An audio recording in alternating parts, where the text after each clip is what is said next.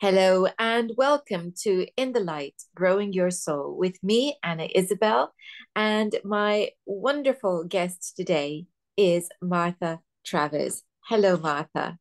Hello, Anna. So lovely to meet with you. I have been enjoying this beautiful book of yours, Thank um, you. Shamanic Teachings of the Condor. And it strikes me that these are two very different worlds. The, Mm. the shamanic world and our world. And I think shamanism is a term that people often hear, but they might not fully understand what it encompasses. So I thought maybe a good starting point would be for you to tell us what is shamanism? Well, that's a great question and somewhat long-winded answer, perhaps, but I'll do my best to be concise. So the word shaman or shamanism is actually understood to be a derivation that scholars and anthropologists began to use in a general way to refer to the role of an individual within a community who was the healer, was recognized as the healer and usually often the spiritual guide for that community. So to the degree that I have had experience with this, indigenous teachers do not use that word. They don't call themselves shamans. They don't use the word shamanism. They have a word within their community that names in their own language that person in that role. So the people that I learned with in the Andes Mountains in Ecuador, the title of that person in the community is Yacha, which is spelled variously. And because it's an ancient word that originally was not written down. So it's, orthographically been translated in various ways in terms of the spelling. But the way I use it is the way my teacher primarily used it, which is Iachak, Yachak. And what I think is probably universal to shamanism is the understanding that we are nature ourselves, that we are not outside of nature. We are beings who carry all of the forces of the natural world within our bodies, and that the healing for any individual human being, as well as for the community, comes from being in harmony with nature. So the practices are to help us harmonize our own being, which includes not only the body, but also the mental formations and the spiritual understandings of that individual, and thereby be in rapport, in positive, healthy rapport with the natural world so that we will not be doing harm. And I would think that any indigenous teachings community that I am familiar with carries that basic approach that nature is who we are, and nature is the source of our healing, and the source of our teaching and our learning comes from the natural world. I think that's a very profound difference, actually, that exists between that particular worldview and the worldview of what some would call the civilized world.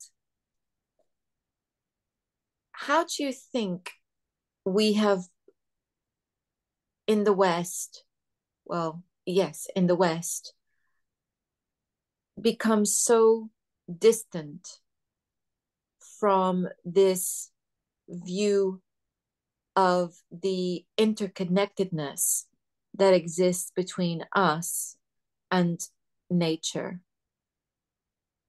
So, my personal feeling, perception is that we all were indigenous once, that if we go far enough back in our genetic line, our ancestors lived from the earth, were in rapport with nature. And this is how the species survived, by Homo sapiens recognizing the source. Where am I going to find my water?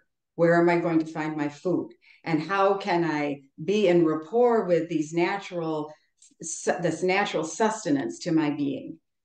Um, there's in the understanding of the reason the book has the title Condor is because this is an association that the Quechua people, which is my teacher's people, make between that gorgeous, powerful bird that soars in the Andes and their own path of understanding of how to be in rapport. And that is understood to involve intuition and being able to sense the movements of the earth and the ways in which the earth is teaching us.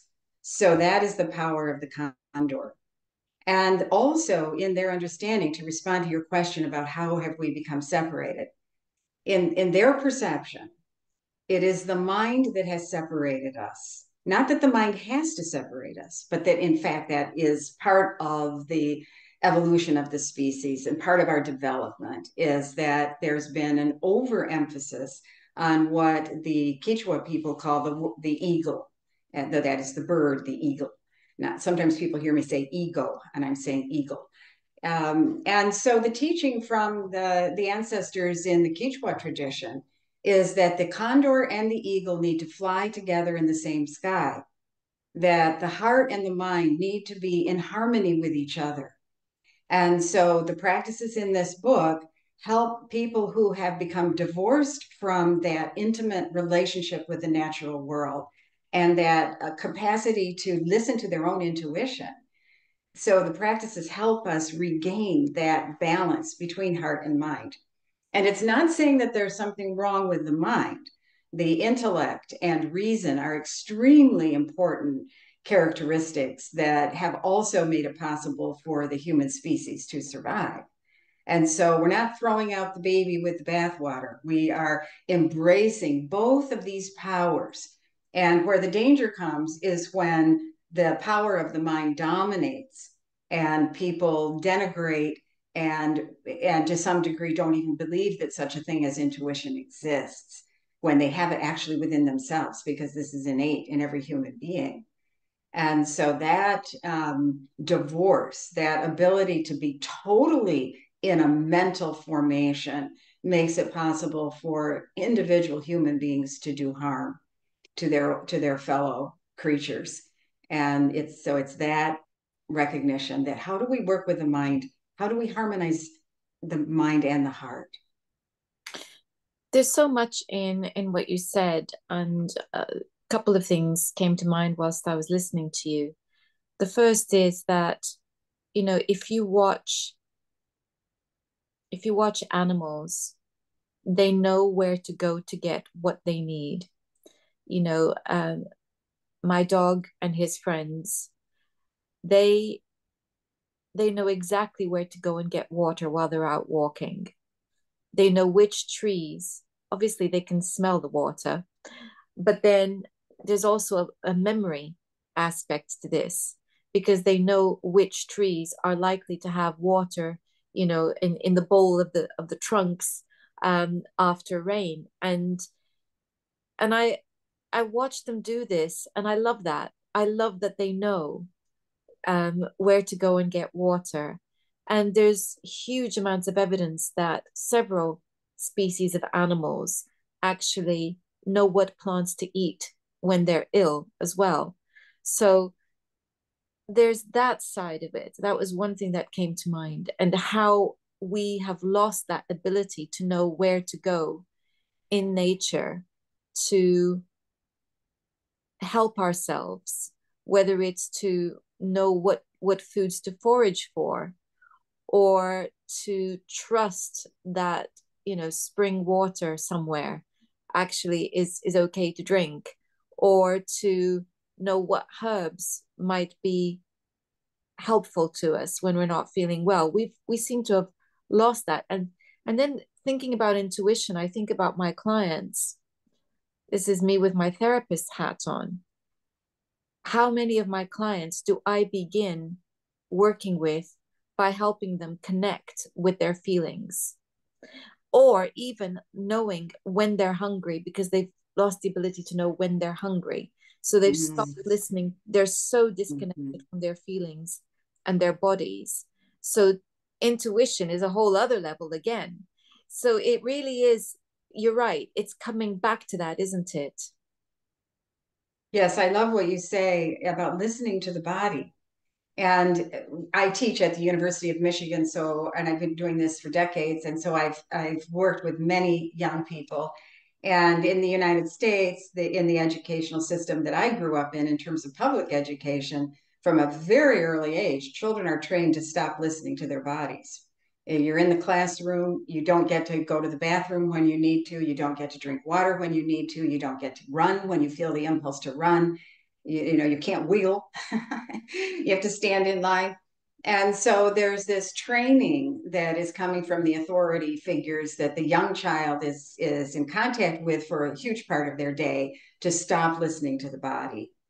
And one of my early teachers in shamanism, we worked with body work. And it's a technique called process acupressure that she taught me what you're describing, to pay attention and to listen to the signals that are coming from the body, because the body is very, very wise. It is, and I find one of the most ignored impulses or needs is the needs to sleep. You know, people who are tired and then rather than go to bed, push through, and then they lose that connection, that initial sense of being tired, and they then can't go to bed until much later. And this happens so much. So I think when we're looking at reasons for the epidemic of depression and sickness that exists in our society, we we could really start by looking at in terms of how to heal, by looking at how to reconnect ourselves to our own body's needs and rhythms, and then to the wider natural world. So what brought you then into this interest in shamanism? Well, I would suppose it would go back to my origins. If we went far enough back, you know, it might be predate my birth. But if I try to place it in the time of my biography, I would say that being pregnant with my first child was very much an opening of a door to mystical experiences that I began to have. And with my second child was born at home with a midwife. So the midwife taught me about various plant medicines, and there was this deep trust in the body, in the wisdom of the body to give birth without having to be in a hospital. And I'm not advising to any other woman that she not choose hospital, but for me, that worked really, really well. And so that extraordinary experience of giving birth two times and recognizing the wisdom of the natural process that we are was a very, very great teacher to me. And then also, I lived in a wooded setting and out in the country. I still live in the country in a different location, but when I was raising my children, and so I did a great deal of gardening and the communing with the plants. The plants are great teachers. And if you have to weed a large area and you're on your hands and your knees and you're just not being goal oriented or, you know, I got to get this done or, you know, any of that stuff, but you're just out there and you're paying attention to what needs to happen in the garden. Well, then the plants start to teach you. And as everyone knows who gardens, a plant, you'll put it in one place and the plant won't like that place and it does terrible there. And then it will reseed over somewhere else where you never would have thought to put it. And it's doing a great job over there. And so it's like paying attention in that way. And then in addition to that, I became very interested intellectually in our beautiful first peoples that we have here in what is now called the United States. And there, when I was in an undergraduate in college, I began reading their literature, their poetry, the women's, especially Native American women's poetry and fiction. And that really opened an understanding for me and a curiosity about their traditions and their teachings, which seem so wise, immediately. As soon as you read it, the wisdom is just leaping off the page. And so then in 1999, I met my teacher, Alberto Taxo, and the book describes him and describes my experiences traveling to South America to learn from him. He had come with a group of medicine people from the Andes and the Amazon that were brought to the United States by John Perkins, who has a whole story, is a very powerful influence in connecting the worlds of the indigenous peoples and what you described as Western civilization. And he brought these individuals from the Amazon and the Andes up to the University of Michigan to a conference on alternative medicine. And I met my teacher at a ceremony that happened the weekend after that conference. And that was the beginning of my work with him. And he invited a group of us to come down to his home in Ecuador and to stay there with his family and community. And so I began hosting workshops at my home in the north, where people from all around the United States would come and study with him at my home. And I also took groups down to Ecuador to study with him. And so I had that experience with him for 22 years. He passed, he left his body at the beginning of February in 2022. But all that time from 1999 until then, I was able to receive a great deal of guidance from him. It made me smile when you said that plants are great teachers, and that you were talking about you planting something somewhere and they're not doing very well, and then it self seeds.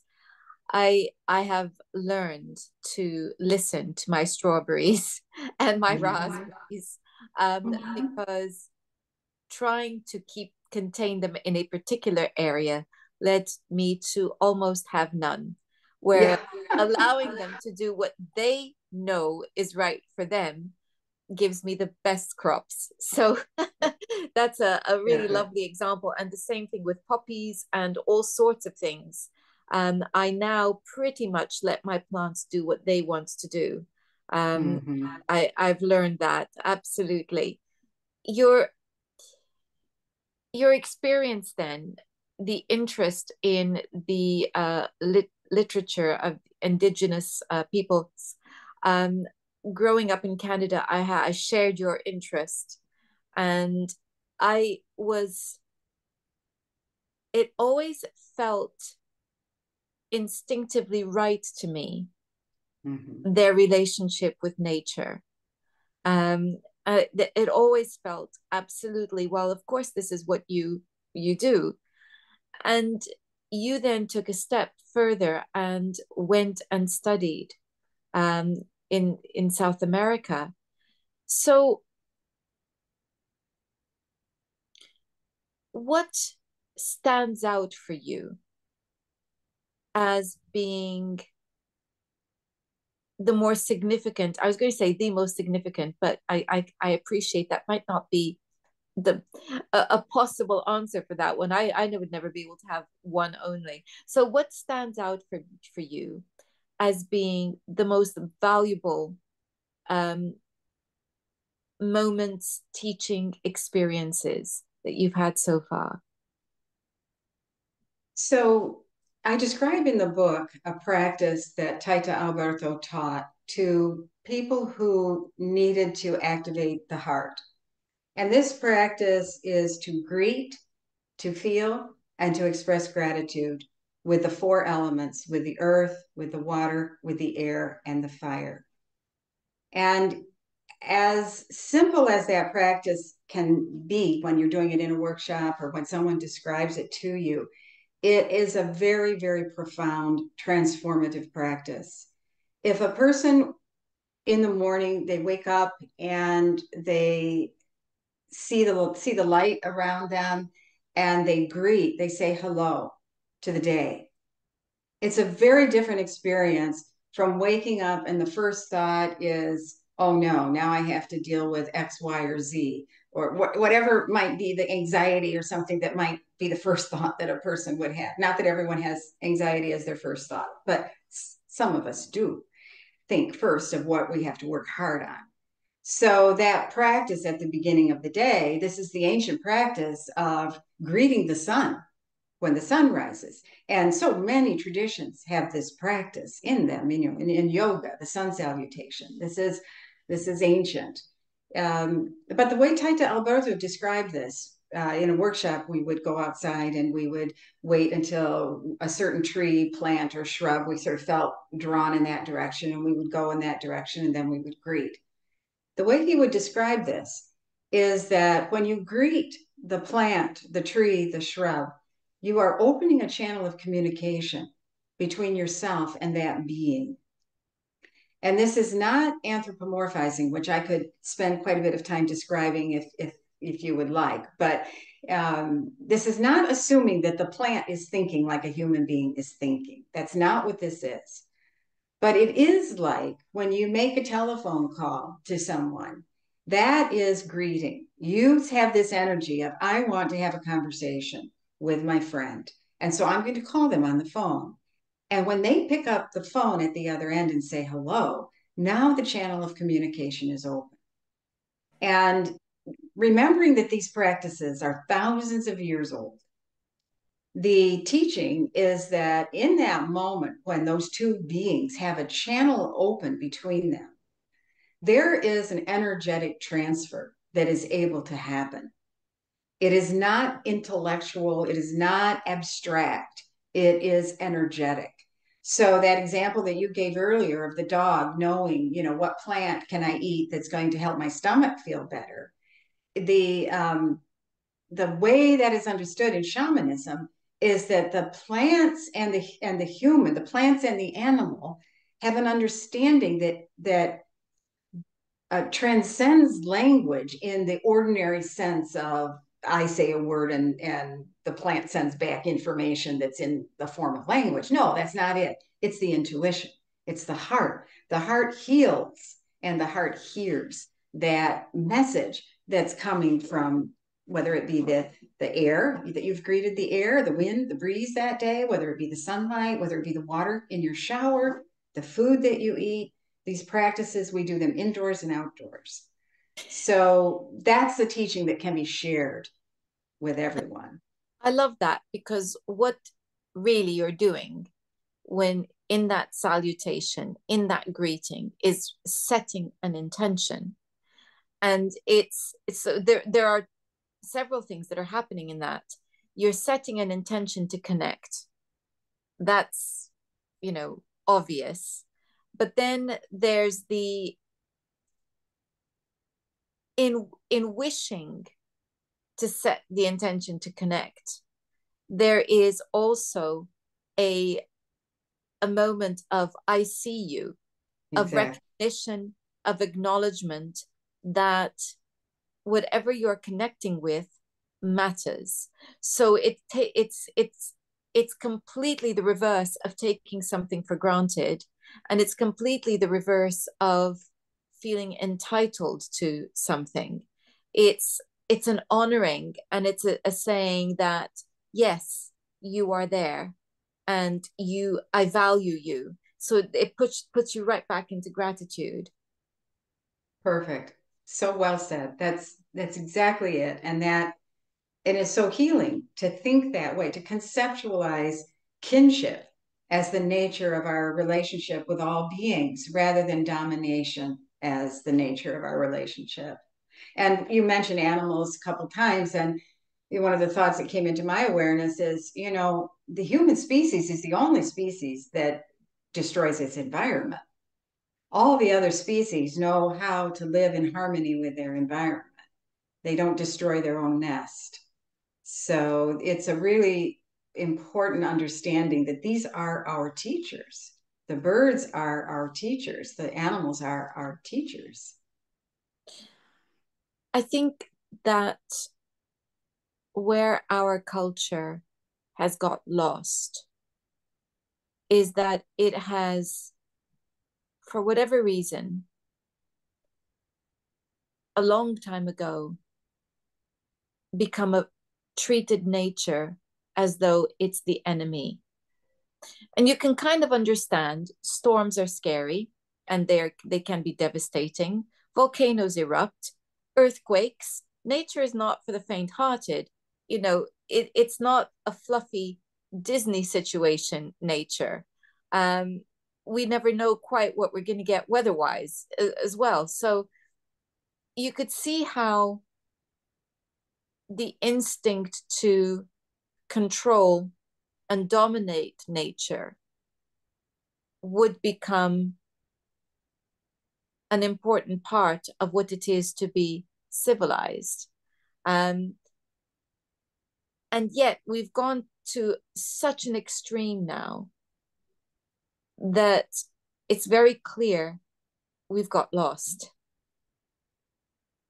There's a wonderful essay that I use in my classes at the university, in my nature class, written by the folklorist Bar Tolkien, who lived with the Navajo in the 1950s.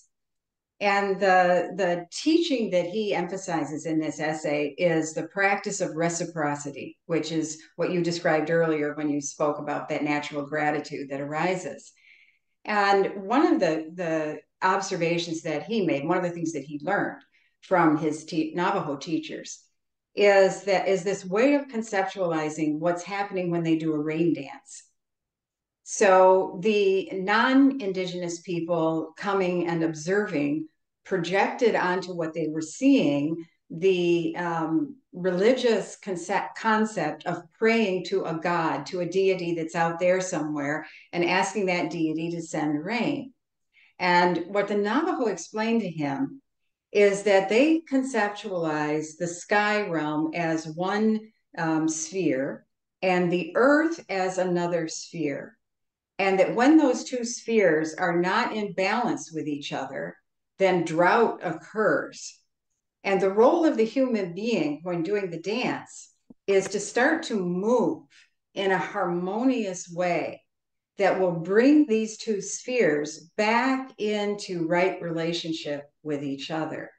So that the human being's role as a medicine person is to recognize when there's disharmony happening in the natural world and to experiment with what way of being is a way of being that might help restore that harmony. It's not an act of control. It's not saying, I'm going to force it to rain. It's not surrendering all of one's power and saying that this is an act of God and there's nothing I can do about it. It is saying, let me conduct an experiment. And my teacher in the Andes always was talking about conducting experiments rather than imposing beliefs. It was, let me try this.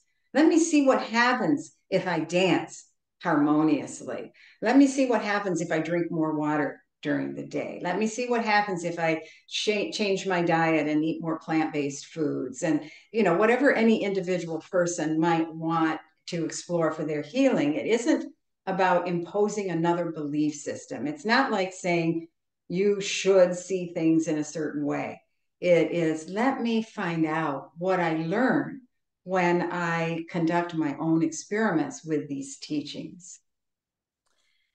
You mentioned the interpretation of the rain dance as a prayer to bring rain. A lot of people who have been brought up in Western cultures, um, the Abrahamic religions, may have difficulty with shamanism because they would see it as the worshiping of nature, rather than the one God. Do you see that that is the case, or is that a misinterpretation? I think that's an understandable perception, way of seeing if one has been reared in a religious tradition that sees the divine as outside to some degree, as outside of the creation. The deity has created it, but the deity is also out there in some way.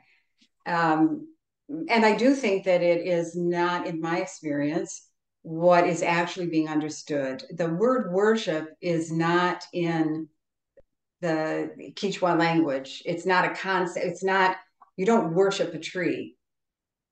It is, like you said earlier, paying respect to all of the creation. It's treating the whole creation. And this is in the Christian tradition in the concept of stewardship, you know. So to me, there is not an actual contradiction between the Abrahamic faiths and the nature-based understanding. It's just that over time, people have specialized in a way and narrowed down. Some people have narrowed down. But in all of the Abrahamic traditions, there's a mystical component. They all have this capacity, individual teachers within their tradition who had this capacity, like St. Francis in the Christian tradition, to experience this incredible sense of oneness with the natural world, this expansive state of being, and to understand that God is that. You know, the divine is immanent inside, moving through everything. There's no sense in which the divine is not part of the whole. And to conceptualize the divine as separate and out there is, to me, like the imbalance that happens when the mind is running the show and not including the intuitive capacity. And so that makes it possible for people to think they have enemies and to do harm to other people based on the way that they have conceptualized. They have so separated themselves from the humanity of that other human being because they've demonized that person. And so now they can burn them at the stake or in some other way do horrific harm to another beautiful creature of the divine. And so to me, the ancient teachings, all human beings had those at one time. And the ancient teachings are unity. You know, they are that everything is a field of consciousness. The divine is a field. It's a field of energy. And that field is creating the material world. The unseen creates matter. And quantum physics teaches this. It doesn't have to be a religious conception to understand that there is a level of reality, neutrons, protons, electrons, that is forming matter, that matter somehow comes into being from non-being. And so to me, you know, to use the word field to describe the divine is not to minimize the divinity in any way. It is to amplify the understanding and to help the human mind recognize that it's everywhere, it is everything.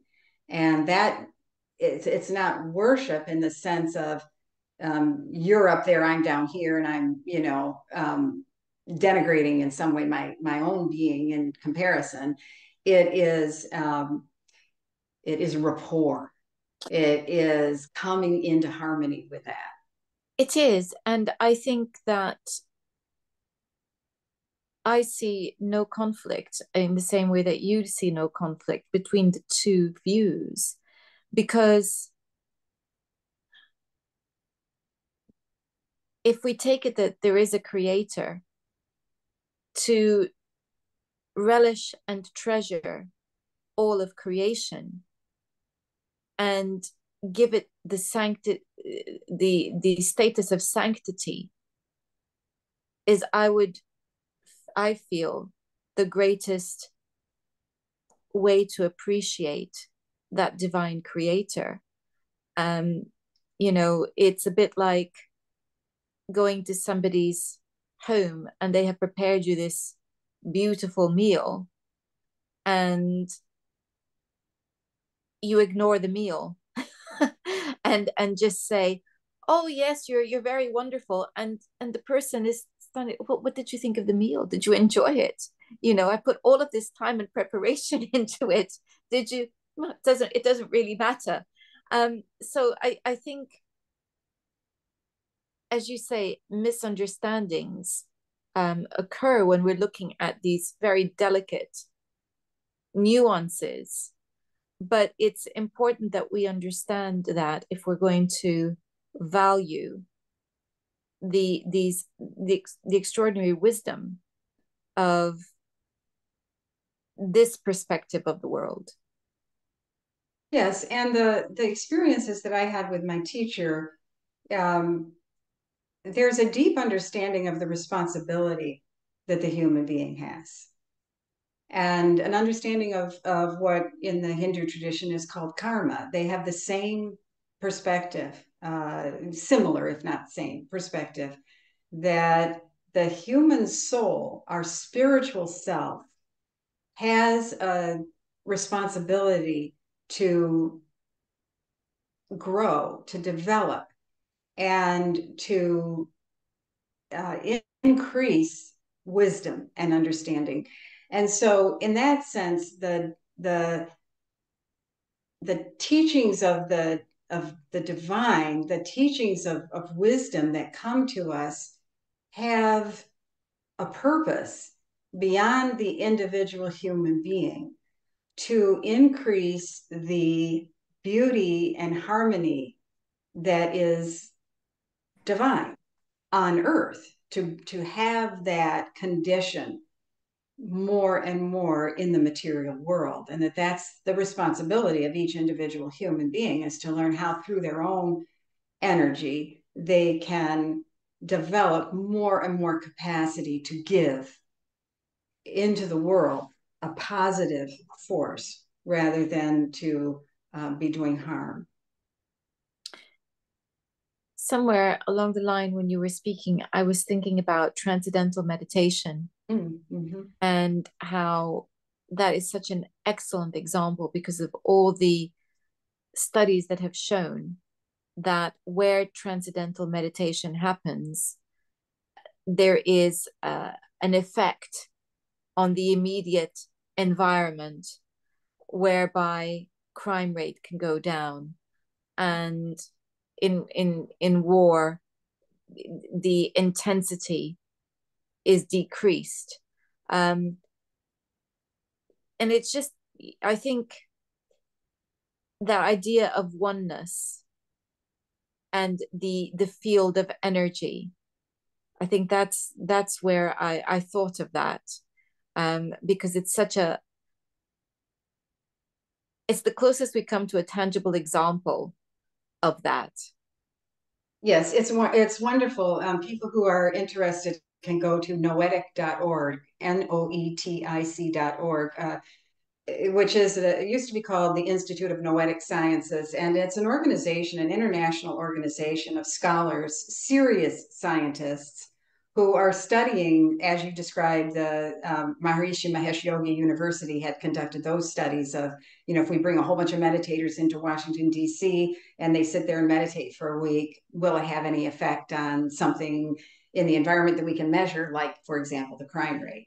And they were able to reproduce that study more than once of having that effect, or at least having those two things happen at the same time. I don't necessarily say, okay, therefore those meditators did cause the crime rate to go down. To me, it's another example of an experiment. It's like, oh, well, isn't that interesting? Let's try it this some more. Let's see what happens in my world. If I sit in meditation regularly, does something around me that's been disturbed start to calm down? But listeners who are interested can go to noetic.org for years now of study of psychic experiences, intuitive experiences, thought transference, many, many different prayer, the effect of prayer on healing. Um, and this was something that my teacher Taita Alberto loved. He loved science.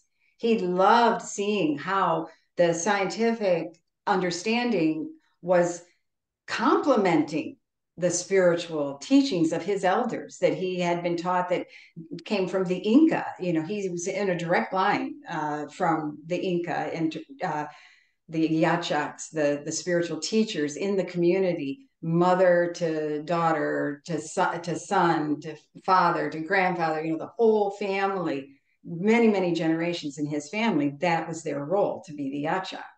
And so what science would say, oh, we've discovered, yes, we've known this for, but he didn't say that in an arrogant way, like, oh yeah, well, we already knew this. It was like, oh, how wonderful that science is now establishing material world evidence for this insight that our elders have passed to us many generations. Well, a reminder to everyone of this beautiful book.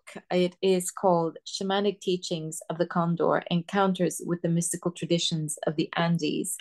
I highly recommend it as a way of rebalancing yourself, your life, your relationship with the world itself. And I think, you know, I suppose in our time, we need a language to express that which is numinous and mystical, a language that is of our time. And I think that's what science or certain aspects of science are doing, is they are providing us with a modern language to describe this. But that doesn't take the magic away from the beauty of it. Exactly. It's a both and, not an either or. And one of the things that I hope I was able to do in the book, it's not just describing practices. The center of the book is taking the reader on the journey with me, describing exactly what I experienced in the Andes on many different levels. And I have a poetic side of my nature. And so the writing is hopefully helping the reader actually have that mystical experience that I had. It's not like reading about something, it's an attempt to bring you there and give you the same experience so that you don't have to actually travel there to feel that transformation. And that is one of the great joys of your book, in fact. Thank you. So thank you very much, Martha, for Thank you. being here today and telling us about your wonderful book. I'll be putting a link to it in the description box. But if people want to find out more about you, how do they do that? They can go to my website, which is natureandhealing.org. And the and is spelled out. So natureandhealing.org. I'll be putting a link to it in the description box. Thank you very much. Thank you, Anna. And thank you all for watching. Until next time, goodbye.